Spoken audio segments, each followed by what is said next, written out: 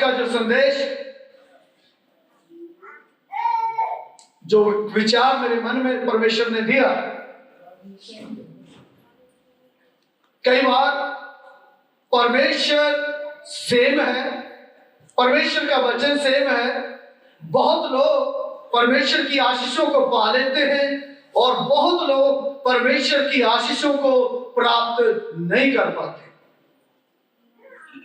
क्योंकि वो परमेश्वर के वचन को वैसा नहीं लेते जैसा लेना चाहिए, परमेश्वर के वचन से वैसा प्रेम नहीं कर पाते जैसा करना चाहिए।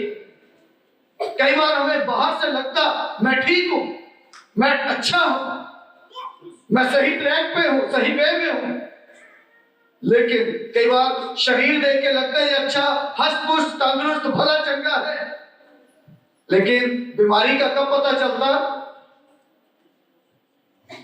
जब एक्सरे मशीन में से या अल्ट्रासाउंड में से होकर निकलेंगे तब पता चलता क्या बीमारी है, क्या समस्या है। तो परमेश्वर का वचन हमारे लिए अल्ट्रासाउंड है, एक्सरे है।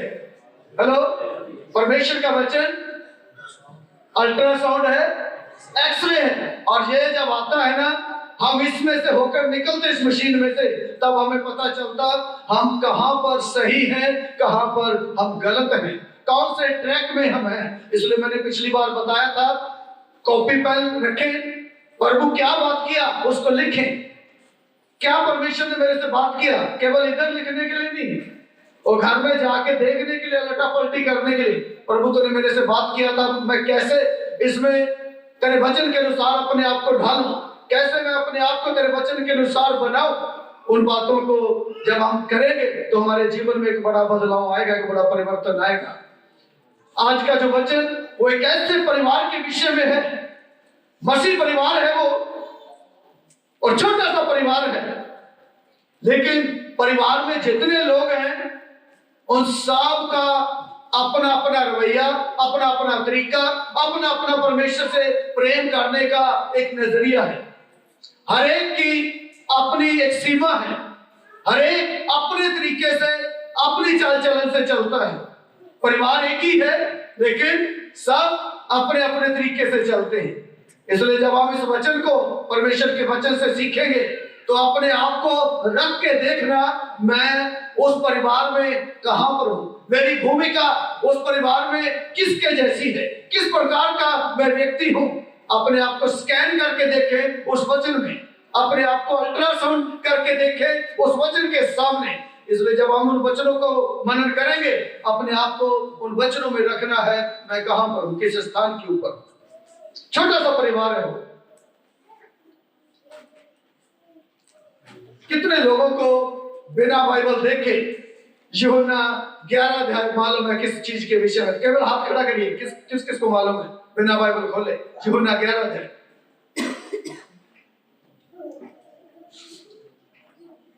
प्रभु का धन्यवाद, बाइबल पढ़ते हैं हम। बहुत फेमस एक घटना है बाइबल के अंदर, यूहन्ना 11 अध्याय।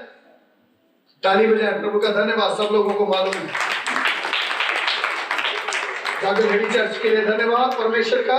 सब लोग बाइबल पढ़ते हैं अच्छे से और बढ़िया से, परमेश्वर के वचन को मनन करते हैं। मुझे मालूम है यदि मैं पूछने लगूंगा फटाफट मुझे खड़े होकर बताएंगे ये लाजर की कहानी है वहां पर, और जो 4 दिन मर गया था, 4 दिन हो गए थे मरे हुए। आप सब लोगों को मालूम है कहानी, क्योंकि आप बाइबल पढ़ते हैं इसलिए आपको मालूम है, आपको घटना याद है।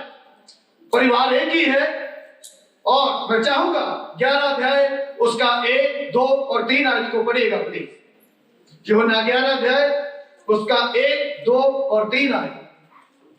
मरियम और उसकी बहन मार्था के गांव बैतनिय्याह का लाजर नामक एक मनुष्य बीमार था। सुनिए ध्यान से, 3 लोगों का परिवार है ये। 2 बहनें हैं जिनका नाम मार्था और मरियम है, और एक इनका इकलौता भाई है जिस भाई का नाम लाजर है। 3 लोगों का परिवार है। माँ बाप हो सकता है बचपन में इनके मर गए, इसलिए इनके माँ बाप का जिक्र यहां पर नहीं है। और मेरी बाइबल ये भी बताती है ये परिवार मसीह परिवार है, अन्य जाति परिवार नहीं है। मसीह को जानने वाला परिवार है, मसीह के ऊपर भरोसा करने वाला परिवार है, परमेश्वर की आज्ञाओं से प्रसन्न होने वाला ये परिवार है। और छोटे से परिवार, उनके गांव का नाम भी बताया गया है। उनके गांव का नाम है बैतनिया।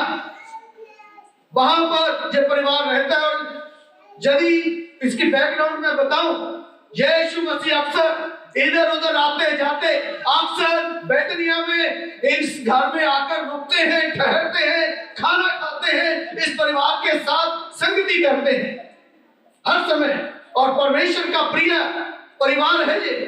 परमेश्वर इस परिवार से प्यार करते हैं यीशु मसीह, ये मेरी बाइबल बताती है। पढ़िएगा भी आगे। यह वही मरियम थी जिसने प्रभु पर इत्र डालकर उसके पांव को अपने बालों से पोंछा था। इसी का भाई लाजर बीमार था। सुनिए ध्यान से, इस परिवार में, मसीह परिवार में एक समस्या आ गई। और समस्या क्या है? दो बहनों का इकलौता भाई बीमार हो गया। और इनको मालूम है हमारे घर में जो आता है यीशु मसीह, वो बीमारों को चंगा करता है। हमारे घर में आता है जो यीशु मसीह, वो अंधों को आंखें देता है, लंगड़ों को चला देता है, गूंगों की जुबान खोल देता है और बहरों के कान खोल देता है और बीमारियों से चंगा करता है। ये परिवार बहुत अच्छे से जानता है, क्योंकि मसीह होने के नाते इतना तो हमें पता ही है, यीशु मसीह के नाम से अद्भुत काम होते, यीशु मसीह के नाम से अचंभे के काम होते, यीशु मसीह से प्रार्थना करते, यीशु मसीह चमत्कार करता है।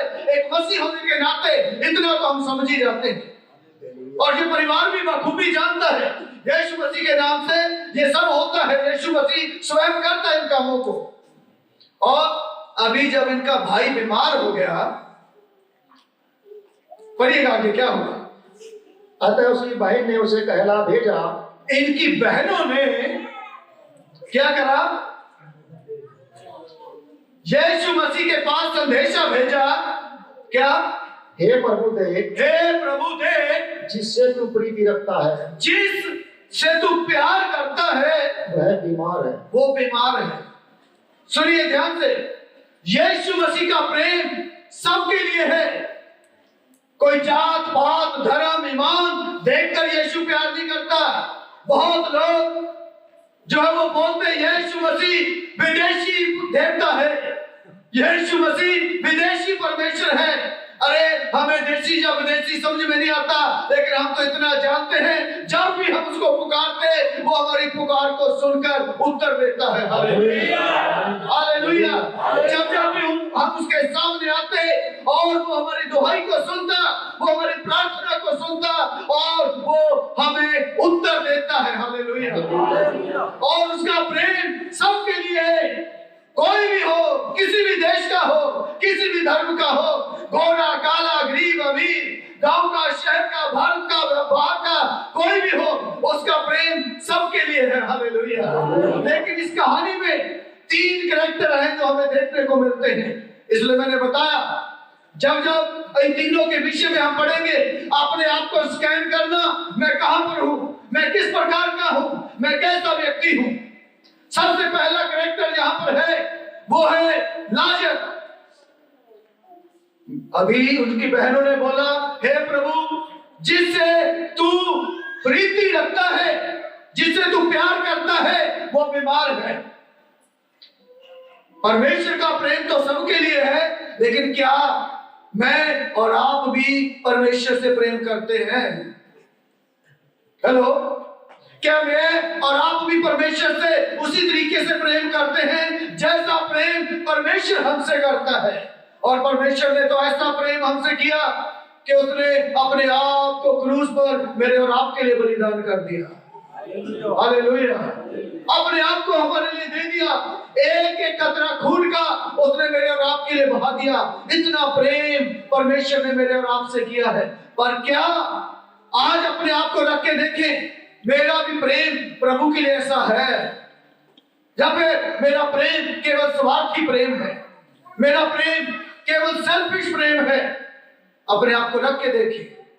लाजर का प्रेम स्वार्थी प्रेम है। आप सोचेंगे आप कैसे कह सकते पास्टर जी, कहीं बाइबल में लिखा नहीं कि लाजर का प्रेम स्वार्थी प्रेम है।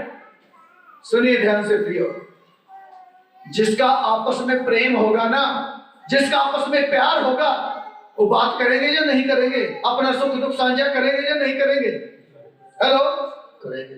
हेलो जी, मान लीजिए आपका मेरे से प्रेम है ना, क्या करेंगे?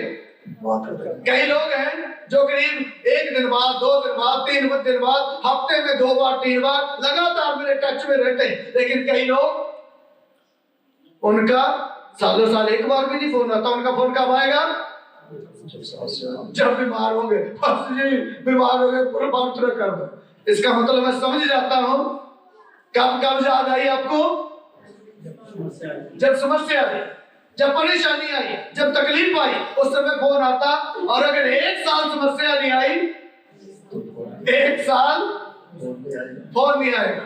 कोई समस्या आने के बाद ही फोन आता। लेकिन कई लोग हफ्ते में या हफ्ते में 2 बार, हफ्ते में 3 बार और लगातार फोन करते। समस्या नहीं भी है, परेशानी नहीं भी है, तब भी हाल चाल पूछते, लगातार टच में रहते। कहने का मतलब यदि प्यार होगा तो हम एक दूसरे के साथ अपने दुख सुख साझा करते हैं। क्या परेशानी है, क्या तकलीफ है, क्या समस्या है, क्या है जिंदगी में हो रहा है, हम एक दूसरे के साथ अपना सुख दुख बांटते हैं। कई लोग स्वार्थी होते, कई बार मजबूरी हो जाती, दिल तो कर नहीं रहा लेकिन अभी पास्टर सामने आ ही गया, फिर मजबूरी हो गया क्योंकि बिल्कुल सामने आके खड़ा हो गया।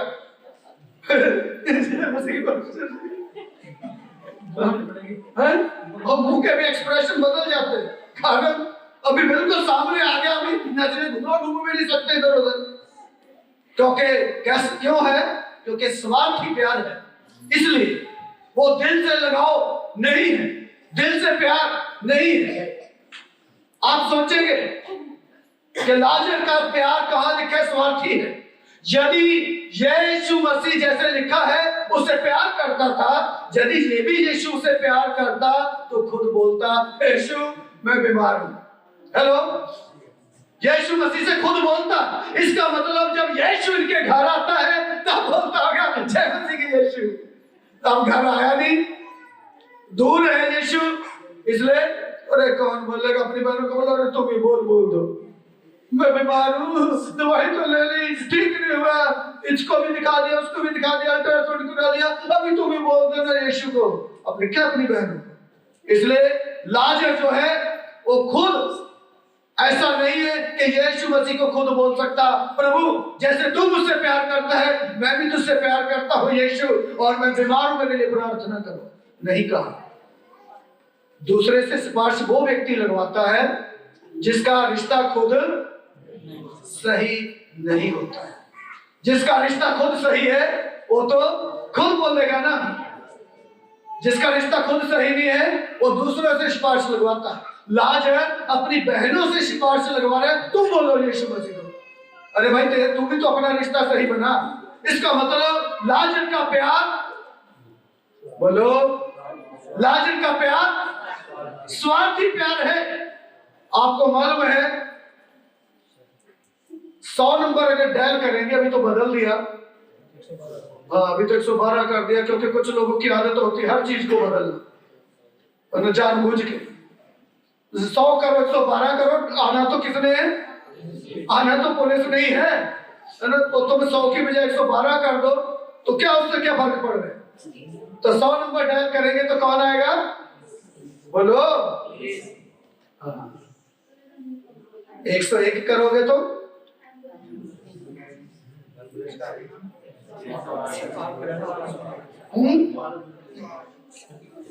101 डायल करेंगे तो बोलो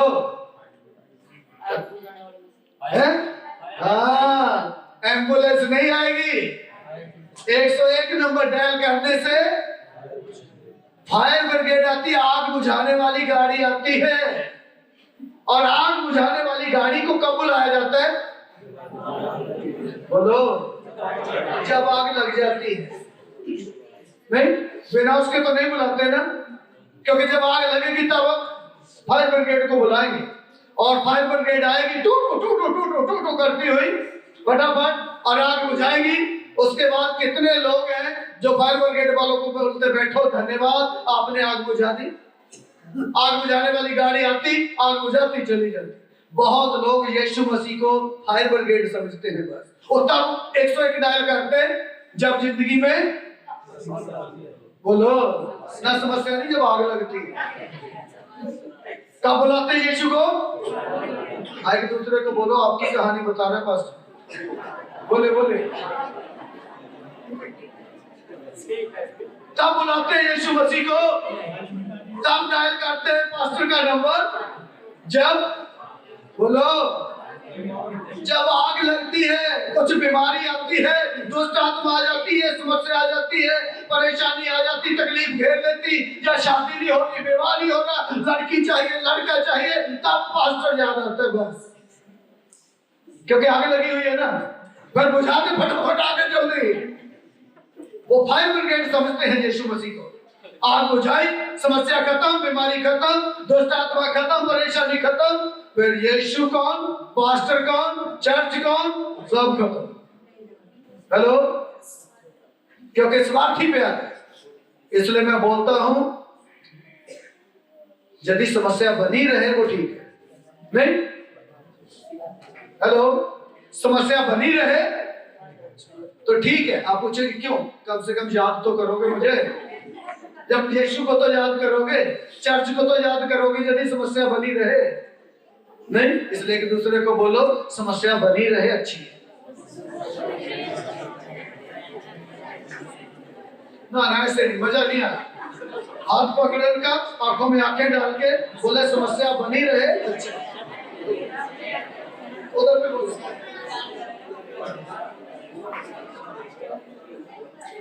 बोले नहीं तो भूल जाओगे पास्टर को भी, चर्च को भी और यीशु को भी।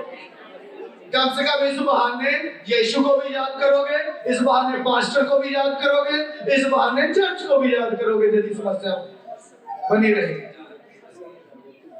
नहीं, क्योंकि अब कई लोग निराश हो रहे होंगे, अरे हम तो इसलिए आते ताकि पास्टर दुआ करे समस्या चली जाए, लेकिन ये क्या बोल रहे हैं, समस्या बनी रहे। लाजर कैसा व्यक्ति है? लाजर स्वार्थी व्यक्ति है। वो दुख के समय याद कर रहा है, परेशानी के समय याद कर रहा है, तकलीफ के समय याद कर रहा है। वो भी खुद नहीं याद कर रहा, वो भी अपनी बहनों को बोल रहे हैं तुम सिफारिश करो, तुम बोलो यीशु मसीह को, तुम प्रार्थना करवाओ मेरे लिए। मैं नहीं बोल सकता क्योंकि मेरा रिश्ता सही ना, रिश्ता तो है सही नहीं है, क्योंकि घर में आने से तो यीशु जय मसीह की करता है ना, सामने आ गया तो जय मसीह की करनी पड़ेगी। रिश्ता तो है लेकिन रिश्ता सही नहीं है। एक दूसरे से पूछो आप तो लाजर के समान नहीं हो, आपका रिश्ता सही है क्या? क्या जवाब मिला? लाजर के समान है? हाँ, बोले लाजर के समान नहीं बनना, रिश्ता सही रखना। लाजर केवल समस्या आने पे याद कर रहे, परेशानी आने पे याद कर रहे, उसका खुद का रिश्ता परमेश्वर के साथ, यीशु मसीह के साथ सही नहीं, इसलिए अपनी बहनों को बोल रहे। बहुत लोग एक दूसरे को बोलते हैं, जरूर एक दूसरा प्रार्थना करना है, जरूर एक दूसरे से प्रार्थना करवाना है, लेकिन उससे बढ़कर हमारा रिश्ता प्रभु के साथ सही होना चाहिए। हम खुद प्रार्थना करने वाले लोग हों, क्योंकि परमेश्वर हम में से हर एक की उतनी ही सुनता है जितनी वो पास्टर की सुनता है। पास्टर को ठेका नहीं दिया प्रभु ने। हेलो, परमेश्वर के हम सब बच्चे हैं, सब बेटे बेटियां हैं, सब हम उसकी संतान हैं। वो सब की प्रार्थना को सुनने वाला परमेश्वर है। हालेलुया। इसलिए डायरेक्ट पुकार सकते हैं, डायरेक्ट उसको बोल सकते हैं, डायरेक्ट उससे प्रार्थना कर सकते हैं हम। हालेलुया। लेकिन लाजर का प्रेम स्वार्थी प्यार है।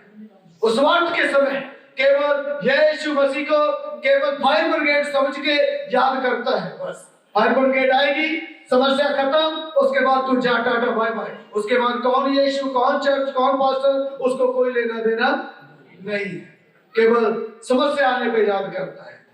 दूसरी है उसकी बहन। मैं यदि आप मेरे को पूछोगे लाजर जीवन के किस स्तर में है, उसके जीवन का स्तर कहां पर है, तो मैं लाजर को नंबर दूंगा केवल एक, कितना? आत्मिक जीवन में उसको केवल मैं 1 नंबर दूंगा, क्योंकि वो केवल जीवन के पहले पायदान पे है, पहली सीढ़ी पे खड़ा हुआ है। यीशु मसीह को जानता भी है, यीशु मसीह को पहचानता भी है, यीशु मसीह के चमत्कार भी देखता है, लेकिन आज भी कहां खड़ा है? आज भी पहली सीढ़ी के ऊपर खड़ा हुआ है। बस बहुत लोग जीवन में ऐसे हैं, उनको 5 साल, 10 साल, 15 साल, 20 साल यीशु मसीह के साथ हो गए, लेकिन आज भी पहले पायदान के ऊपर खड़े हैं, उससे उनका जीवन का स्तर ऊपर नहीं उठ के आया। आज भी 20 साल के बाद बहुत लोगों को प्रार्थना करने का पता नहीं, प्रार्थना कैसे की जाती है। आज भी उनको गवाही देने का पता नहीं, गवाही कैसे दी जाती है, क्योंकि जीवन में वो बड़े नहीं, केवल पहले स्तर के ऊपर खड़े हुए हैं। जबकि परमेश्वर की इच्छा है हम स्टेप बाय स्टेप करके बढ़ते जाएं, ऊपर आते जाएं, हमारा पायदान ऊपर आए और हम लगातार सीढ़ी दर सीढ़ी ऊपर चढ़ते जाएं। ये परमेश्वर की इच्छा है। लेकिन लाजर इतने सालों में भी, यीशु मसीह को ग्रहण करने के बावजूद भी, यीशु मसीह उनके घर में आने के बावजूद भी क्या कर रहे हैं? पहली पीढ़ी से दूसरी सीढ़ी तक वो नहीं आ पाए, वही खड़ा हुआ है। इसलिए अपने आप को चेक करना है। इतने सालों में यीशु मसीह को ग्रहण करने के बाद, इतने साल हो गए यीशु मसीह के पीछे चलते हुए, क्या मैं बड़ा हूं, मैं बड़ी हूं, या मैं पहली सीढ़ी पे खड़ा हुआ हूं? आज भी वहीं खड़ा हुआ इंतजार कर रहा हूं। केवल मैंने एक अपना लक्ष्य बना लिया, बस समस्या आएगी, प्रार्थना करवाना है, उसके बाद चले जाना है। फिर कहीं सिर दर्द होगा, फिर से आऊंगा, जाऊंगी, दुआ करवाऊंगा, चले जाऊंगा। फिर तीसरे सिर दर्द ठीक हो जाएगा, अगले महीने फिर पांव दर्द हो जाएगा, फिर अगले महीने पेट दर्द हो जाएगा। केवल उन्हीं बातों में उलझे हुए हैं। पहली सीढ़ी के ऊपर खड़े हुए विश्वासी लाजर उन्हीं में से एक के समान है, पहली सीढ़ी के ऊपर खड़ा हुआ इतने सालों के बाद भी। दूसरी इसकी बहन है मार्था। मार्था ने यीशु मसीह को कब ग्रहण किया मालूम है? पढ़ेगा मेरे साथ, लूका की किताब 10 अध्याय उसका 38 है। Luke chapter 10 verse 38। लूका की किताब 10 अध्याय उसका 38 है। जब वे जा रहे थे, यीशु मसीह और उसके चेलों की बात हो रही है। जब वो जा रहे थे तो वह एक गांव में गया, तो यीशु मसीह अपने चेलों के साथ एक गांव में गया, और मार्था नामक एक स्त्री ने उसे अपने घर में उतारा। मार्था ने कहा उतारा? अपने घर में। किसका भाई है? लाजर जो इसका भाई है, उसकी बहन है मार्था। मार्था ने कहा उतारा? बहुत लोग यीशु मसीह को अपने जीवन में नहीं उतारते, अपने बोलो केवल घर तक सीमित रखते हैं, जीवन में नहीं उतरना। उनके बहुत लोग मेरे को पूछते, अजी वो आयतें दे दो, जो बड़ी बड़ी आयतें घर में लगानी है। बहुत लोग ले भी गए आयतें, और उन्होंने कहाँ लगाई? बोलो कहाँ लगाई? आज जब मैंने जीवन की में पूछा, एक आयत यूहन्ना 11 अध्याय कितनों ने अपने जीवन में लगा रखी है? पता है क्या यूहन्ना 11 अध्याय में क्या लिखा? किसी एक के भी जीवन में वो आयत नहीं है। इसलिए घरों में, दीवारों में आयतें लगाने से कुछ होने वाला, हेलो, कुछ होने वाला नहीं है। वो आयतें जीवन में उतरनी चाहिए। कहाँ क्या लिखा है, कम से कम मेन बात, मेन घटना तो पता होनी चाहिए। बाइबल में कौन सी किताब में कौन सी मेन घटना है, वो तो कम से कम पता होना चाहिए। इतने सालों के बावजूद, क्योंकि हम भी मार्था के समान हैं, हमने घरों में तो जगह दे दी यीशु को, लेकिन जिंदगी में जगह नहीं दी। ऐसे लोग जिन्होंने केवल यीशु को घरों में जगह दी है, कैसे पता चलेगा आपको बुखार है? बताओ, बुखार का कैसे पता चलेगा बुखार है जी? टेम्परेचर चेक करेंगे किस चीज से? थर्मामीटर कहाँ लगाएंगे? मुंह में थर्मामीटर लगाएंगे तो क्या होगा? अरे बोलो यार, बुखार पता चलेगा। अब मैं आपको एक थर्मामीटर देने वाला हूं, सुनिए ध्यान से। वो थर्मामीटर क्या करेगा? वो थर्मामीटर चेक करेगा कितने लोगों ने यीशु को घर में जगह दी है, कितने लोगों ने यीशु मसीह को जीवन में जगह दी है। लेना चाहते? कितने लोग थर्मामीटर लेना चाह रहे हो? जो ये बताएगा कि आप पता चल जाएगा कि आपने घर में जगह दी है या आपने जीवन में जगह दी है यीशु को। 1000 रुपए का एक है, कितने लोग लेना चाहते हैं आज? 1000 रुपए का एक थर्मामीटर है वो केवल आप ही के बारे में बताएगा, आपकी पत्नी का नहीं बताएगा, क्योंकि आपका ही काम करेगा, वो पत्नी का अलग काम करेगा। आप बताइए कितने लोग लेना चाहते हैं वो थर्मामीटर? आधे लोगों के हाथ नीचे आ गए, 1000 रुपया तो है नहीं। सुनिए, ये थर्मामीटर ये वाला है, समझे? अभी पता चलेगा, जैसे थर्मामीटर मुंह में रखने से पता चलता है कितना बुखार है, अभी पता चलेगा कितने लोगों ने घर में जगह दी है यीशु को, कितने लोगों ने जीवन में जगह दी है, क्योंकि उसकी एक पहचान है। कितने लोग घरों में जगह देते हैं ना यीशु को, जीवन में नहीं, केवल नाम के मसीह है, ना बाइबल पढ़ना है, ना प्रार्थना करना है। ऐसे लोगों का जीवन कैसा होता है वो मार्था से हमें पता चलेगा, क्योंकि मार्था ने जिंदगी में नहीं उतारा यीशु को, मार्था ने घर में उतारा है केवल। और ऐसे लोग बड़े चिंता में पड़े रहते हैं, उनको दुनिया भर की चिंता है। ऐसे लोगों को जिन्होंने जीवन में जगह नहीं दी यीशु को, घर में जगह दी, ऐसे लोगों को बहुत चिंता रहती दुनिया की, इतनी चिंता करते, और ये नहीं हुआ, वो नहीं हुआ, इसकी वजह से हो गया, उसकी वजह से हो गया, मैं तो बढ़ना चाह रहा था, बढ़ना चाह रही थी, है ना, मेरे परिवार के लोग मुझे बढ़ने नहीं दे रहे, पास्टर मुझे बढ़ने नहीं दे रहा, इसकी वजह से मैं चर्च नहीं आता, इसकी वजह से मैं चर्च आती नहीं। वो क्या होगा? दूसरों के ऊपर हमेशा तोहमत लगाएंगे। ऐसे लोग दूसरों के ऊपर उंगली हमेशा करते रहेंगे, इसकी वजह से हो गया, इसकी वजह से हो गया। ऐसे लोग जिन्होंने घर में जगह दी है, जिंदगी में जगह, समझ आ रही? थर्मामीटर काम कर रहे हैं। एक दूसरे को तोहमत जो लगाते हैं, इसका मतलब अभी यीशु को जिंदगी में नहीं उतारा। अभी यीशु कहां पर है? बोलो, घर में है। बस यीशु घर तक सीमित है, घर में आते लिख के लगा दी है, यीशु वहां तक सीमित है।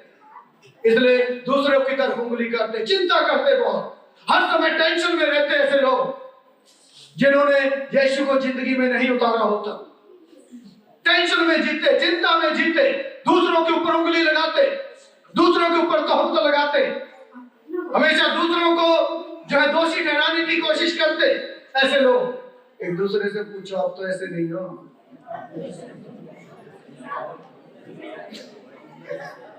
क्या जवाब मिला? क्या जवाब मिला? ऐसे नहीं। प्रभु का धन्यवाद। गागलेडी चर्च के लोग ऐसे नहीं, वो तो उन लोगों की बात है जो मुझे ऑनलाइन देख रहे हैं। वो लोग हैं जो तोहमत लगाते, दूसरों की तरफ उंगली करते। सुनिए, यीशु मसीह जिस समय अपने चेलों के साथ इसके घर में आता है, मार्था का काम है केवल खाना बनाना, सेवा टहल करना। अभी मरियम बैठी है दूर, मार्था खाना बनाते बनाते बनाते बनाते परेशान होगी। अभी क्या बोल रही है यीशु मसीह के पास आके? ऐसे लोगों की जिंदगी कंप्लेंट की, शिकायत की जिंदगी होती है। जो लोग यीशु मसीह को घर में जगह देते हैं, जिंदगी में नहीं, ऐसे लोगों की जिंदगी शिकायत और कंप्लेंट की जिंदगी होती, हमेशा शिकायत करते हैं। अभी मार्था क्या कर रही है? नहीं, सेवा टहल तो कर रही, शिकायत कर रही है। वो भी किसके पास? यीशु कौन है? यीशु मेहमान है उनके घर में। भाई, मेहमान आया है तो मेहमान के सामने कभी शिकायत की जाती? मान लीजिए किसी के घर में मेहमान आया और दो बहनें आपस में हैं, एक बहन खाना बना रही और दूसरी बनवा नहीं रही, और जाके मेहमान को बोला, मेरी बहन को बोलो ना खाना बनवाए, उसको चिंता ही नहीं कोई। ऐसा होता कभी? मैंने तो नहीं देखा। हेलो, ऐसा होता है क्या कभी कि मेहमान से शिकायत करें? ऐसे लोग करेंगे जो लोग घर में जगह देते हैं, जिंदगी में नहीं। ऐसे लोगों को पता ही नहीं शिकायत कहाँ करनी कहाँ नहीं। ऐसे लोगों की जिंदगी शिकायत भरी होती, कड़वाहट भरी होती, जो यीशु को अपनी जिंदगी में नहीं उतारते। इसलिए वो यीशु मसीह के पास आके शिकायत कर रही है, यीशु मसीह के साथ आके कंप्लेंट कर रही है, तोहमत लगा रही है अपनी बहन, मेरी बहन को चिंता ही नहीं देख प्रभु, उसको बोल मेरे साथ खाना खिलाने में इंतजाम करे, मदद करे मेरी। और यीशु जब आता था अकेला तो आता नहीं था किसी के घर में। हेलो, किसके साथ? अभी किसी बहन को, आज की जनरेशन की लड़की को बोलो 13 लोगों का खाना बना, हेलो है, यहाँ देखना फिर क्या बन जाएगा। नहीं, 13 लोगों का खाना, 13 मेहमान आ जाए घर में, वो भी मेरे जैसे तो थे नहीं, आधी रोटी खाए, ठीक है, छट गए। हेलो, यीशु मसीह के चेले मेरे जैसे नहीं थे। हाँ, कितनी खाने वाले थे? नहीं, राज्य के तो खाते थे, कितना? टोकरा भर भर खाते थे, टोकरा, समझ रहे? कितना खाते थे? टोकरा भर भर के खाते थे, थोड़े छोटी मोटी खुराक नहीं थी। मैं बहुत लोगों के घरों में जाता हूँ, आज कुछ लोग सुन भी रहे, प्लीज सुन लीजिए।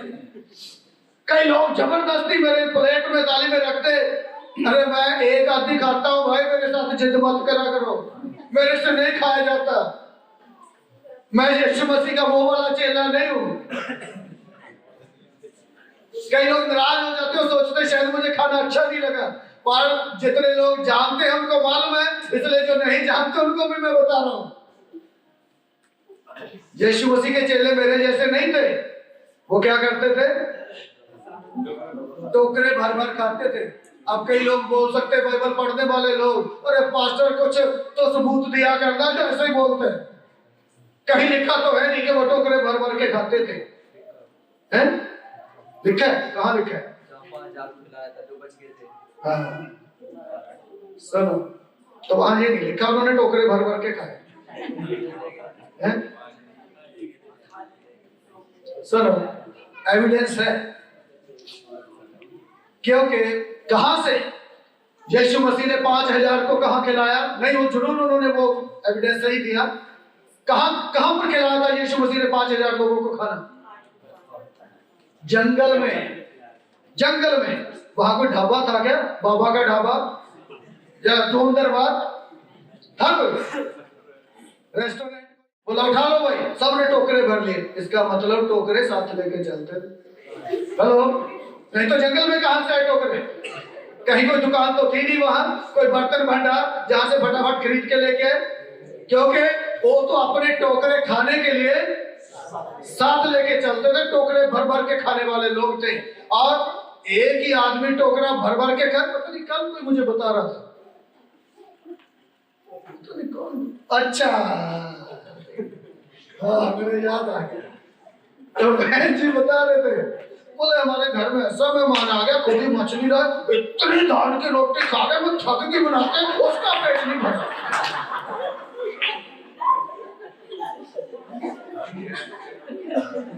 सब ऐसे आदमी, एक आदमी थका दे तो कितने आगे?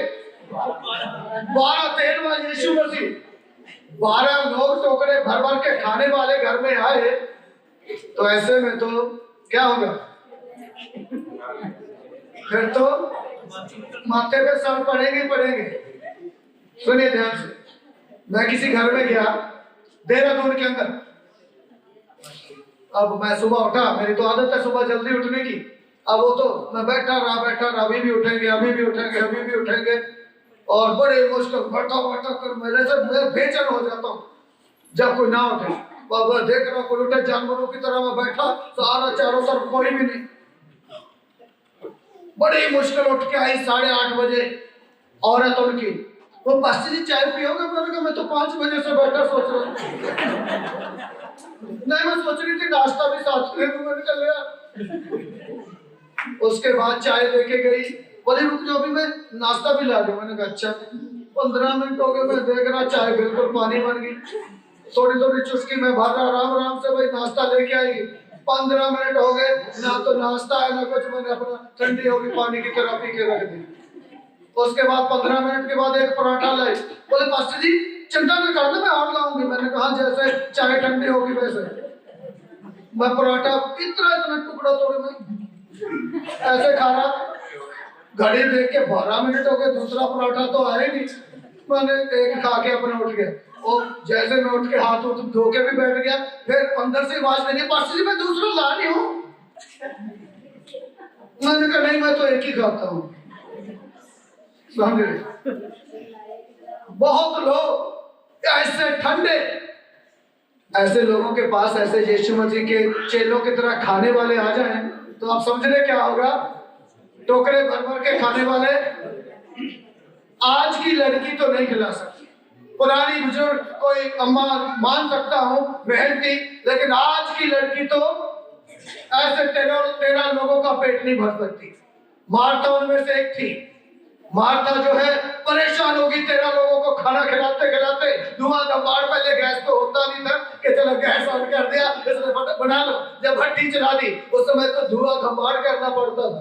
इसलिए परेशान होते कंप्लेंट कर रही है यीशु मसीह के पास, प्रभु मेरी बहन को चिंता नहीं, इसको बोल।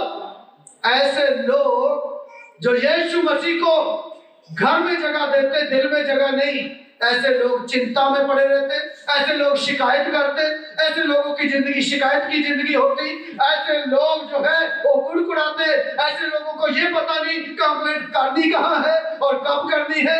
ऐसे लोग वो हमेशा दूसरों की तरफ उंगली उठा के रखते। पता चला थर्मामीटर? हेलो, जो घर में जगह नहीं देता और जो घर में जगह देता जिंदगी में जगह नहीं, ऐसे लोग हमेशा कंप्लेंट की जिंदगी जीते हैं। अभी आप अपने आप को चेक करो, मेरा जीवन लाजर के समान है जो केवल जरूरत के समय याद करना है बस यीशु को, समस्या के समय याद करना है यीशु को, परेशानी के समय याद करना है, उसके बाद परेशानी खत्म तो यीशु भी पता नहीं, जा मसीह की। जब यीशु को बुलाना है तो जय मसीह की, जब समस्या खत्म कर जा मसीह की। अब दूसरा है वो है मार्था। क्या मार्था के समान है हम? शिकायत की जिंदगी, कुड़कुड़ाहट की जिंदगी, केवल घर में जगह दी है, घर में आयत लगाई है, जिंदगी में एक भी आयत नहीं, दिल में एक भी आयत नहीं उतारी हुई, एक वचन भी याद नहीं दिल में, या फिर ऐसा जिंदगी है हमारी? यदि ऐसा है तो हमेशा कंप्लेंट करेंगे, कुड़कुड़ाएंगे। ये प्रभु की योजना नहीं।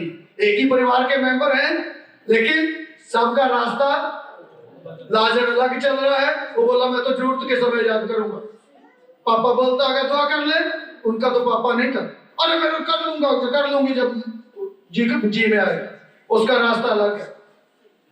यीशु से बात कर लूंगी जब मन करेगा, उसका रास्ता अलग है। मार्था का रास्ता अलग है। तीसरी है मरियम।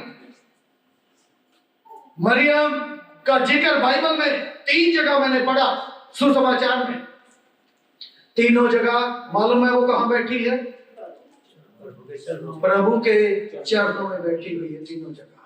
हालेलुया। और यही वो सबसे बढ़िया स्थान है, यही वो सबसे बढ़िया जगह है जहां पर परमेश्वर की आशीषों को हम पाते हैं। हालेलुया। इस सबसे उत्तम स्थान लिखा है जो छीना नहीं जाएगा, जो खत्म नहीं होगा, जिसका प्रतिफल हमें मिलेगा, और वो है यीशु मसीह के चरणों में बैठने का स्थान। और जो यीशु मसीह के कदमों में बैठते हैं, जो यीशु मसीह की उपस्थिति में बैठते हैं, जो उससे पूछते हैं प्रभु बता, मदद कर, सहायता कर, अगुवाई कर, मार्गदर्शन कर, उनके ऊपर परमेश्वर कुछ भेदों को प्रकट करता है, कुछ रहस्यों को प्रकट करता है जो उसकी उपस्थिति में बैठते हैं। और इसलिए ऐसे लोग छटपटाते नहीं हैं, ऐसे लोग चिंता में नहीं पड़े रहते, ऐसे लोग व्याकुल नहीं होते, ऐसे लोग बेचैन नहीं होते जो उसकी उपस्थिति में बैठते हैं। परेशानी आने से, समस्या आने से, तकलीफ आने से ऐसे लोग छटपटाते नहीं हैं। समझ आ रहे हैं? कई लोग क्यों छटपटा जाते? क्या करूं, कैसे करूं, समझ में नहीं आ रहा। क्यों छटपटा जाते? क्योंकि वो यीशु को केवल घर में जगह दिया है, बेटा जिंदगी में जगह नहीं दिया। यदि जिंदगी में जगह दिया होता तो परमेश्वर की हजूरी में बैठते, परमेश्वर के चरणों में बैठते, और परमेश्वर के चरणों में बैठते तो छटपटाहट दूर हो जाती। वो तड़पन दूर हो जाती, वो चिंता दूर हो जाती और परमेश्वर अपने भेदों को उनके ऊपर प्रकट कर देता। मरियम कहां बैठती है? 3 जगह बाइबल में मैंने पढ़ा, तीनों जगह यीशु मसीह के चरणों में बैठी हुई है, पैर पकड़ के यीशु मसीह के कदमों में। ये प्रार्थना को दिखाता है और परमेश्वर ने उसके ऊपर भेद प्रकट कर दिए। क्या भेद प्रकट कर दिए? घर में इतनी बड़ी समस्या है। क्या समस्या है? लाजर बीमार नहीं, लाजर मर चुके हैं। 4 दिन हो गए, लाजर मर चुका है, वो भी 4 दिन हो गए। अभी अभी भाई मरा है, वो भी इकलौता। लेकिन मरियम के अंदर छटपटाहट नहीं है, मरियम के अंदर बेचैनी नहीं है, मरियम के अंदर घबराहट नहीं है। कारण क्योंकि प्रभु के चरणों में बैठने वाली है और इसलिए परमेश्वर ने इसके ऊपर अपने भेद को प्रकट कर दिया है। हालेलुया। वो भेद क्या है? वो भेद क्या है? नहीं मालूम। वो भेद ये है, अरे चिंता मत कर, तेरा भाई मर गया, एक दिन मैं आऊंगा तेरे गांव में, तेरे मरे हुए भाई को जिंदा कर दूंगा। हालेलुया। ये भेद प्रकट कर दिया उसके ऊपर, इसलिए उसको मालूम है जब मेरा भाई जो मर गया उसने जिंदा हो जाना है, तो मैं क्यों छटपटाऊं, मैं क्यों घबराऊं। हम गीत गाते ना, मैं क्यों घबराऊं, मेरा यीशु जो सबसे महान है। मैं क्यों घबराऊं, मेरा यीशु तूफानों का तूफान है। हेलो, ऐसे लोग नहीं घबराते। परेशानी आने पे, समस्या आने पे, तकलीफ आने पे ऐसे लोग कभी नहीं घबराएंगे जो यीशु मसीह के कदमों में बैठते हैं। कैसे पता? सुनो,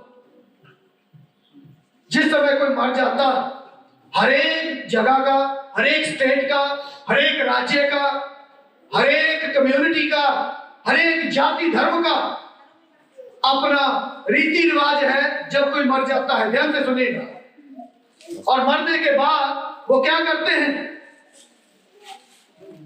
दफनाने का हर एक जगह का अपना रीति रिवाज है। यहूदियों का रीति रिवाज क्या है? यहूदियों का रीति रिवाज है, जब कोई मर गया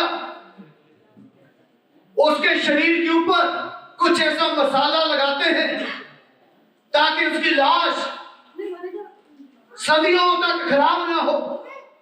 जैसे हमारे यूपी में जब कोई मर गया, सारे लोग रिश्तेदार शॉल कपड़ा लेके आते हैं, उसकी डेड बॉडी पे डालते हैं।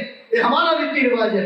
लेकिन यहूदियों का रीति रिवाज था, वो शरीर के ऊपर मसाला लगाते थे ताकि लाश जो है सैकड़ों सैकड़ों साल तक, जो कि वो दफनाते थे, सैकड़ों सैकड़ों साल तक लाश गले ना, सड़े ना, खराब ना हो, ऐसा मसाला लगाते थे। सुगंध द्रव्य लगाते थे, सेंट परफ्यूम लगाते थे लाश के ऊपर।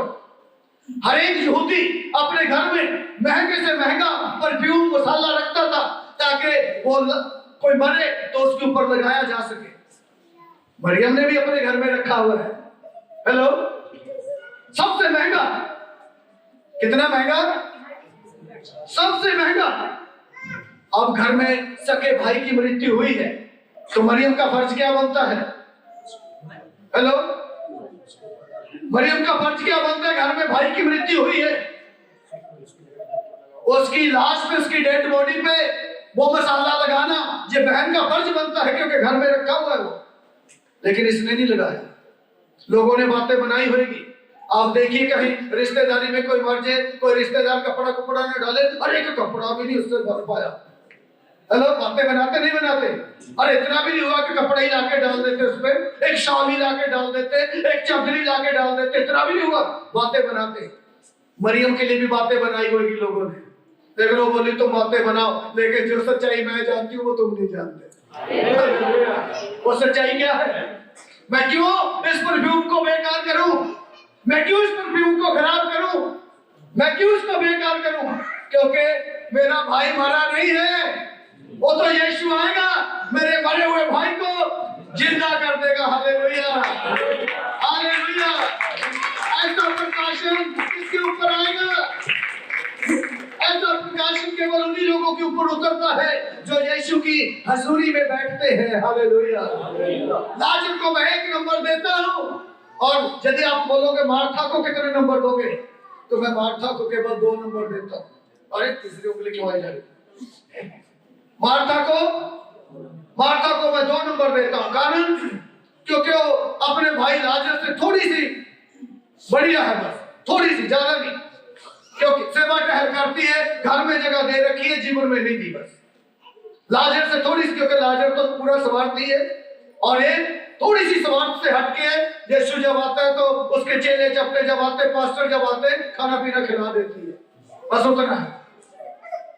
इसलिए उसको मैं 2 नंबर देता हूं। पर उतना ये भी नहीं उस स्थान पे आई जिस स्थान पे प्रभु चाहता है। लेकिन मरियम, आप पूछेंगे मरियम को कितने नंबर दूंगा मैं? हेलो, मरियम को मैं 100/100 दूंगा। हालेलुया।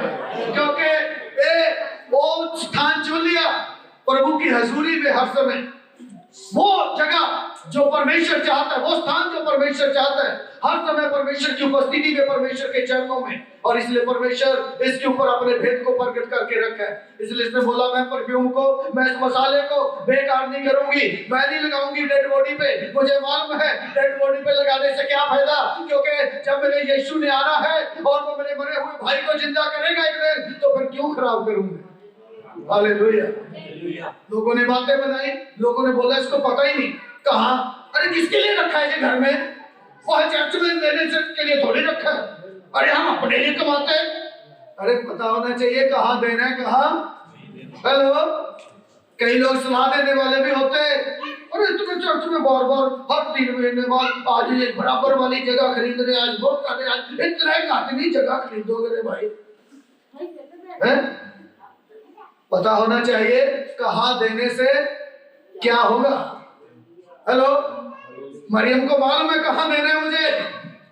भाई की मौत पे नहीं दिया। बहुत लोग अपने अपने लिए जीते। इसको भी बोलते अगर किसके लिए क्या फायदा तुझे घर में रखने से, तूने अपने भाई की मौत पे तो लगाया नहीं।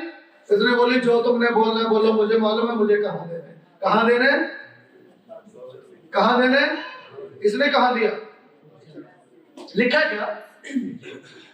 हेलो सुनो, जो लोग प्रभु के चरणों में बैठते वो छटपटाते नहीं, क्योंकि उनके ऊपर परमेश्वर का प्रकाशन होता। वो चिंतित नहीं होते, वो घबराते नहीं किसी बात को लेकर। उनको मालूम है समय आने पे सब कुछ ठीक हो जाएगा।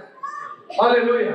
टाइम आने पे सब कुछ ठीक हो जाएगा। इसलिए जो चुपचाप बैठी, और चौथे दिन जब लाजर मर गया, यीशु मसीह आ रहे गांव में, बेतनिया में, किसी ने आके बता दिया, दोनों बहनें बैठी है तो शोक कर रही है जो है वहां, और तभी किसी ने आके बता दिया यीशु मसीह आ रहा है, तुम्हारा गुरु आ रहा है, तुम्हारा पास्टर आ रहा है। अरे जब बीमार था तब तो आया नहीं, अभी मर गया तुम्हारा भाई तब भी नहीं आया, दफनाने के लिए भी नहीं आया, अब 4 दिन हो गया अब आ रहा है। जैसे ही पता चला, मार्था क्या करी, उठी फटाफट। मार्था क्या करा, भाग ली। उसको इतना भी सब्र नहीं है, घर में ही तो आ रहा है, घर में बैठ के बात कर लियो। हेलो, ऐसे लोग इतने बेचैन हो जाते हैं जो घर में जगह देते हैं, जीवन में नहीं। उनको मतलब बेचैनी लगी रहती। घर में आने नहीं दिया यीशु को, रास्ते में गली में, और यीशु को हाथ आपने संदेशा नहीं भिजवाया था क्या, अब मर गया क्या फायदा। अरे बोला चुप तो कर, घर में ही तो आ रहा हूं, शांति से पहले मेरी बात सुन। मैंने तुझे बोला नहीं था क्या? यदि विश्वास करेगी, हेलो, परमेश्वर की महिमा को देखेगी। हाँ हाँ मैं विश्वास करती हूं। ऐसे लोग शब्दों का विश्वास करते बस, जो लोग घर में जगह देते जीवन में नहीं। ऐसे लोग, हेलो, केवल शब्दों का विश्वास है, कर्मों का विश्वास नहीं है। और कर्म बिना विश्वास, शब्दों का विश्वास किसी काम का नहीं। यीशु में प्यार करता हूं, बोले जब प्यार करने की, प्यार दिखाने की बात आती, उस समय तो हाथ पीछे खींचते। कहा कैसा विश्वास, कैसा प्यार, वो नहीं। हमारे भारत की संस्कृति अलग है, लेकिन यदि आप विदेश की संस्कृति देखें ना, वहां आदमी को कम से कम उधर इधर वाले डिपार्टमेंट का बहुत फायदा विदेश में। अभी कई सोच रही है कि काश हम विदेश में पैदा करते क्योंकि इधर वाले डिपार्टमेंट का बहुत फायदा है। उधर इधर पत्नी को सुबह उठना पड़ता, चाहे उधर पति आता, डार्लिंग प्लीज टेक टी, उधर पति को सेवा टहल करनी पड़ती है, पत्नी तो खराटे मार के सोती अरे प्लीज ले ले। और दिन में 3 बार यदि बाहर भी चला गया फोन करके बोलना पड़ेगा क्या ना, डार्लिंग आई लव यू। क्यों बोलना पड़ता? दिन में 3 बार बोलना पड़ता है आदमी को। क्या प्यार करता है इसलिए? हेलो, अरे सुनो, प्यार करता है इसलिए नहीं, उसको डर है यदि मैं नहीं जिताऊंगा पता चला शाम को किसी और को करके बैठी है, इसलिए डर के मारे बोलता है। हम जो है यीशु को कैसा प्यार करते, डर के मारे या फिर दिल से?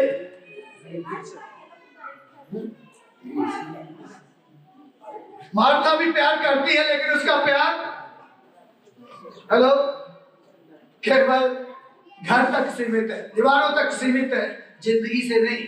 इसलिए ऐसा उसका विश्वास की भाषा तो बड़ी बड़ी बोल रही।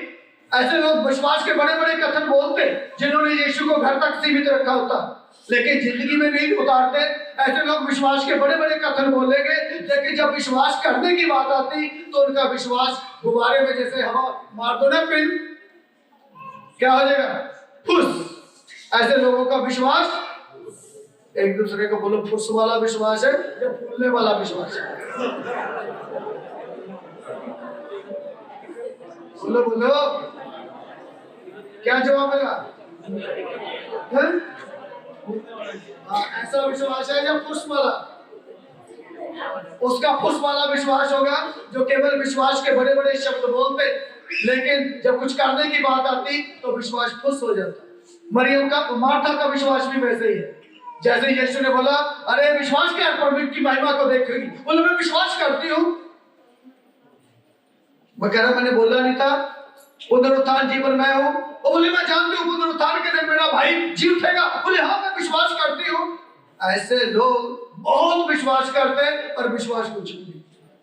हेलो, शब्दों का विश्वास बहुत करते लेकिन एक दूसरे को कोनी मार के बोलो आपकी बात हो रही है। आप बक्की नहीं तोड़ देनी मार के लेकर, थोड़ा सा टच करने के लिए बोला, पता चला मैंने बोला किसी की बक्की तोड़ दी। ऐसे लोग जो विश्वास के बड़े बड़े शब्द बोलते, बड़ी बड़ी भाषा बोलते लेकिन विश्वास कुछ नहीं। मार्था वैसी है। प्रभु बोले मैंने तुझे बोला नहीं था तेरा भाई जी उठेगा? बोले हाँ मैं जानती हूँ मेरा भाई जी उठेगा, पुनरुत्थान के दिन जी उठेगा। बोले जो तेरे से बात कर रहा वो कौन है? पुनरुत्थान वो ही है। हालेलुया। बोले चल फिर, अगर विश्वास करती है चल मुझे दिखा तेरा भाई कहाँ है। अभी विश्वास की बड़ी बड़ी भाषा बोलने वाली, जैसे यीशु ने कहा चल जिंदा करेंगे, अभी क्या बोल रही है? 1 मिनट में गुब्बारे की हवा निकल गई। विश्वास बोले नहीं प्रभु, अभी बोल रही थी मैं जानती हूँ मेरा भाई जी उठेगा, मैं जानती हूँ पुनरुत्थान के दिन जी उठेगा, मैं जानती हूँ जो कुछ तू प्रभु से मांगेगा वो तेरे लिए हो जाएगा, मैं जानती हूँ।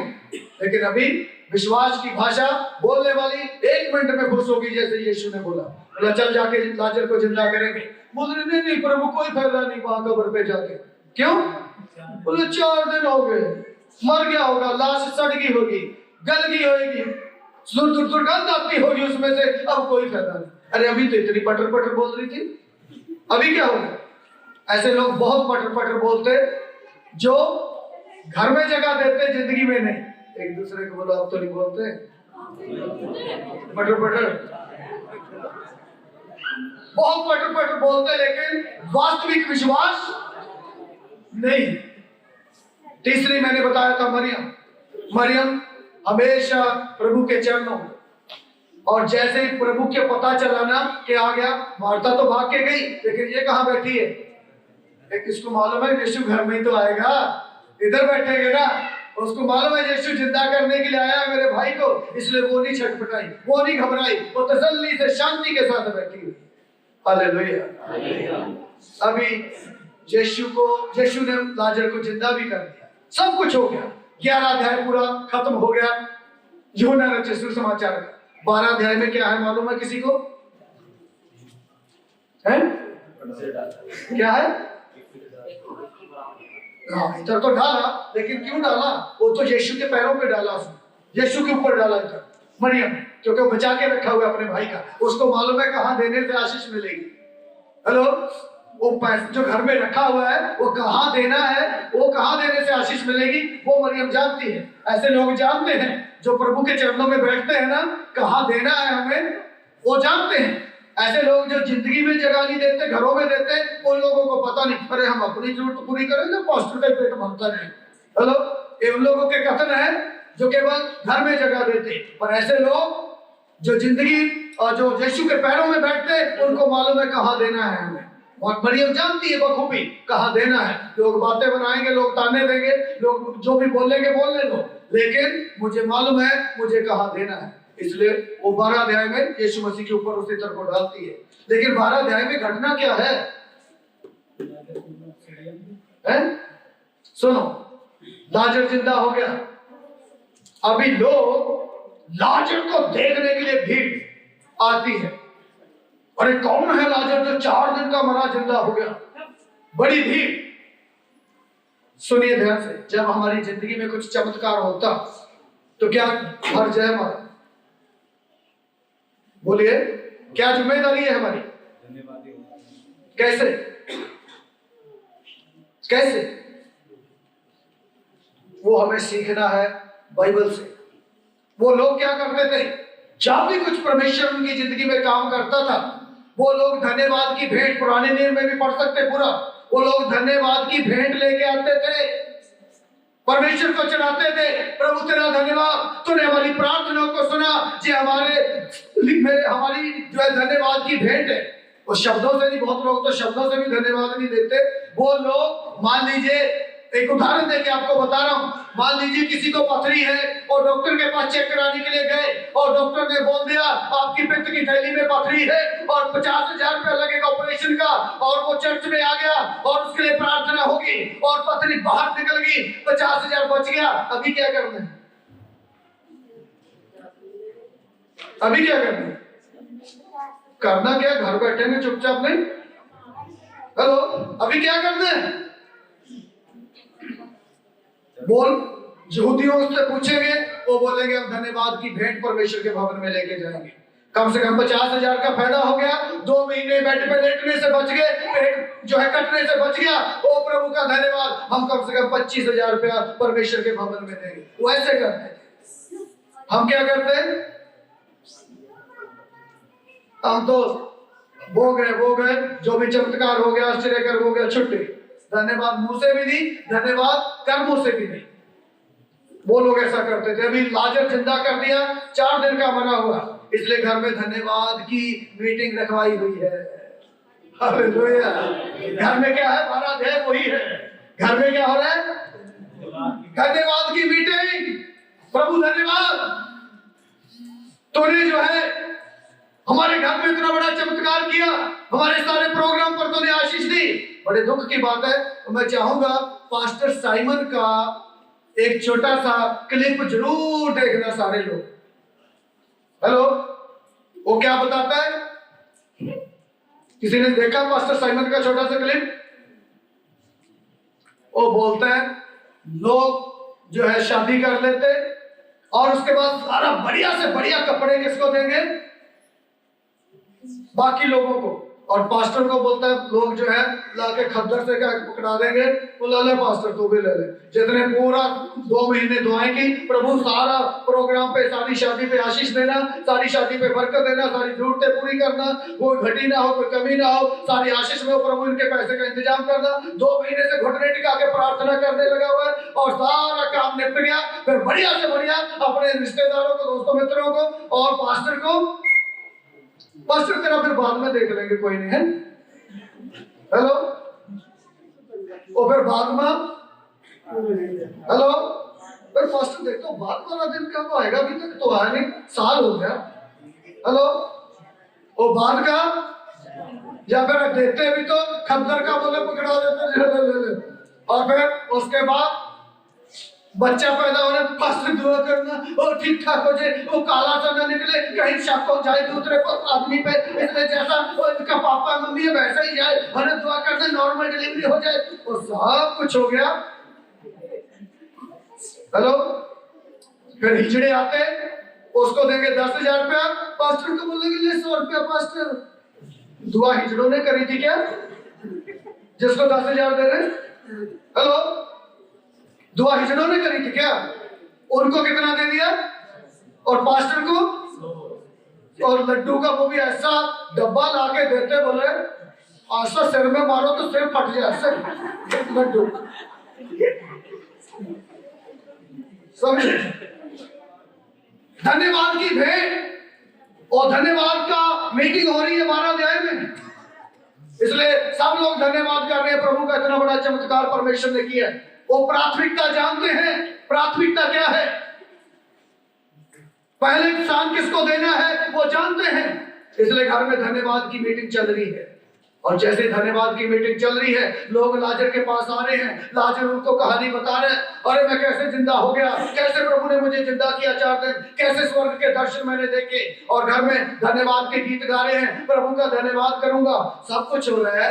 लेकिन प्रभु यीशु का चेहरा थोड़ा उतरा हुआ, इतना खुशी का माहौल, यीशु मसीह का चेहरा मरियम ने पहचान लिया। मरियम भाग के आ गई, उसने इत्र लिया और इत्र लाके प्रभु यीशु मसीह के ऊपर उंडेल दिया। यीशु मसीह का चेहरा क्यों उतरा हुआ है? नहीं, ऐसा नहीं मैं पूछ रहा हूं, क्यों उतरा हुआ है? घर में तो खुशी का माहौल है, धन्यवाद की मीटिंग है, क्योंकि यीशु मसीह अपने आप को क्रूस के लिए तैयार कर रहे हैं। अभी थोड़े समय के बाद यीशु मसीह क्रूस पे चढ़ना है मानव जाति के पापों के लिए, इसलिए वो सोच रहे, उस चिंता में है। लेकिन किसको पता चल गया? बाकी लोगों को क्यों नहीं? क्योंकि स्वार्थी भरे पड़े सारे, केवल वही लोग परमेश्वर के चेहरे को निहार पाते जो उसके चरणों में बैठते हैं। उन लोगों को पता चलता यीशु किन बातों से खुशी होती, यीशु को किन बातों से नाराज होता, क्या क्या करने से मेरा यीशु खुश होगा, क्या क्या करने से मेरे यीशु के दिल को ठेस लगती। उन लोगों को पता चलता है, बाकी लोगों को नहीं। उनको तो आए गए, दुआ करवाई, छुट्टी, काम निपट गया, है ना। पहले आए थे जय मसीह की, अब जय मसीह की, बात छुट्टी उतने तक सीमित है।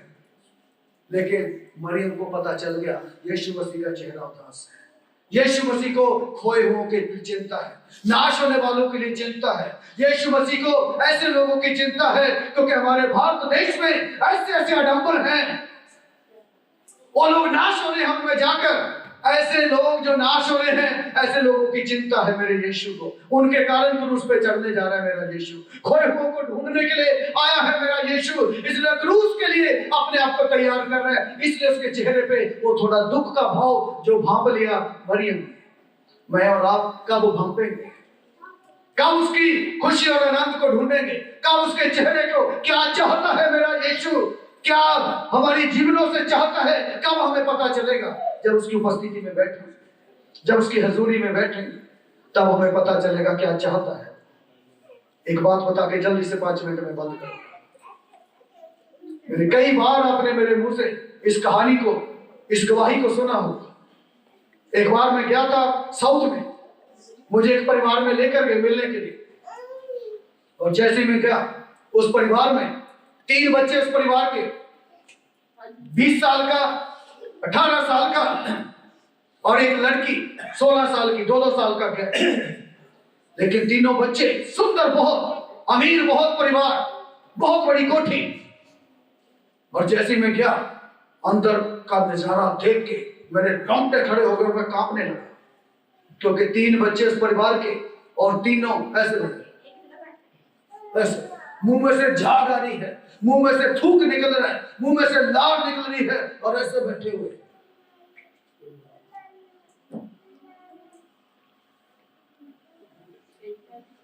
मैंने पूछा कैसे हो गया ये?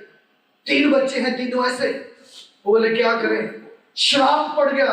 और उस घर की जो मम्मी थी उन बच्चों की, और रो रो के बता रही, बोली श्राप पड़ गया हमारे ऊपर, क्योंकि मेरा बाप एक तांत्रिक था और तंत्र क्रिया करा करता था। हमारा परिवार बहुत अमीर है और किसी और तांत्रिक ने बता दिया अगर इस एरिया का सबसे और पावरफुल व्यक्ति बनना है, सब लोग आपके सामने डरे, थरथराए, घबराए, सब लोग आपके सामने झुके, तो बलि कर दो 3 और आप इस एरिया के सबसे अमीर लोग बन जाओगे, कोई आपके सामने ठहर नहीं पाएगा। मेरे बाप ने 3 कत्ल करे, 3 बलियां दी, किसी को पता नहीं। 2 बच्चों की, 2 बेटों की बलियां दी, उठा के जमीन में गाड़ दिए बलि देके। एक लड़की की बलि दी, किसी को पता नहीं, लेकिन वह श्राप मेरे ऊपर आ गया। जब मेरी शादी हुई, हंसी खुशी के साथ अमीर परिवार में शादी हुई, लेकिन जब बच्चा पैदा हुआ, पहला लड़का, हम बड़े खुश थे, लेकिन पैदा होते ही वो लड़का ऐसे अपंग, इलाज करवाने पे भी कुछ नहीं हुआ। दूसरी बार जब मैं प्रेग्नेंट हुई, मेरे पापा ने तंत्र क्रिया की और उसने बोला कोई बात नहीं, इस बार बच्चा अच्छा पैदा होगा। फिर से बेटा पैदा हुआ और मुझे है, ये भी जो है ऐसे है बिल्कुल अपाहिज। जब मैं तीसरी बार प्रेग्नेंट हुई, मेरे पापा ने बोला तंत्र क्रिया में कुछ कमी रहेगी, इस बार कुछ खास करना पड़ेगा और नंगी होके बैठना पड़ेगा 3 महीने में, जब तक डिलीवरी नहीं होगी। समझ रहे? कह रही मैं वो रो के बता रही थी, मैं तो आपको स्वाभाविक बता रहा हूं, वो रो के बता रही थी मुझे। बोली मैं 3 महीने डिलीवरी से पहले नंगी होकर अपने घर में बैठी ताकि मेरी अच्छी संतान पैदा हो जाए, अच्छा बच्चा पैदा हो जाए। 2 बच्चे अपंग हैं पहले, लेकिन जब डिलीवरी हुई, लड़की पैदा हुई, वो भी अपंग है। तीनों बच्चे अपंग। वो श्राप हमारे ऊपर आ गया। परमेश्वर के लोगों, ऐसा अंधकार, ऐसी बातें हमारे भारत देश में बहुतायत के साथ हर राज्य में, हर कोने में भरी पड़ी है। और अंधकार में से कौन लोगों को रोशनी में लेकर आएगा? कौन उनको बताएगा सच्चाई के बारे में? कौन उन्हें बताएगा सच्चे ईश्वर के बारे में? कौन उनको आंसुओं की जिंदगी से निकालकर जो है खुशहाली के जीवन में लेकर आएगा? मैं और आप सोचते हमारा काम हो गया, अपना काम बनता, भाड़ में जाए जनता, बस मुझे चंगाई मिल गई, मुझे छुटकारा मिल गया, मेरे घर में आशीष मिल गई, मेरे बच्चे की शादी होगी, हमारे घर में पोते पोतियां हो गए, डंगर बच्चे हो गए, अब क्या जरूरत है? यदि इस माहौल में, इस वातावरण में जीने हैं तो हमारा जीवन लाजर और मार्था के समान स्वार्थी जीवन है। प्रभु के चरणों में बैठने वाले लोग इस बात को देखेंगे हमारे आस पड़ोस में कौन नाश हो रहा है, कौन सच्चाई से दूर है, किसके घर में विनाश है। ऐसे लोगों के लिए रोएंगे, गिड़गिड़ाएंगे, उन्हें सच्चाई के बारे में बताएंगे। ऐसे लोग जो प्रभु की चरणों में बैठते हैं, मरियम के समान प्रभु चाहता है हम लोग उसकी उपस्थिति में ठहरने वाले लोग बने, ताकि ऐसे लोग जो हमारे चारों ओर इतना अंधकार है, उस अंधकार के लिए हम प्रार्थना करने वाले लोग हो जाएं, उनके लिए रोने गिड़गिड़ाने वाले लोग हो जाएं, उनके लिए आंसू बहाने वाले लोग हो जाएं। केवल अपनी खुशी में खुशी न ढूंढे, ताकि दूसरों के सुख में अपनी खुशी ढूंढने वाले लोग हम बन जाएं। इसलिए आइए आज से हमारी प्रार्थना हो, हम मरियम के समान बनेंगे, उसके चरणों में बैठेंगे, उसकी उपस्थिति में बैठेंगे, और प्रभु जो हमारे ऊपर प्रकट करेगा उस बात को लेकर हम दूसरों तक भी सुसमाचार को लेकर जाएंगे। यदि आप ऐसा बनना चाहते हैं मरियम के समान, आइए आज अपने आप को जांचें, अपने आप को परखें। क्या मैं लाजर के समान हूँ? क्या मैं मार्था के समान हूँ? या फिर मरियम के समान मेरा जीवन है? मैं प्रभु की उपस्थिति में बैठता हूँ, बैठती हूँ, प्रभु की उपस्थिति में ठहरता हूँ या ठहरती हूँ, प्रभु की आवाज सुनता हूँ, सुनती हूँ। कैसे लोग हैं? किस प्रकार के लोग हैं?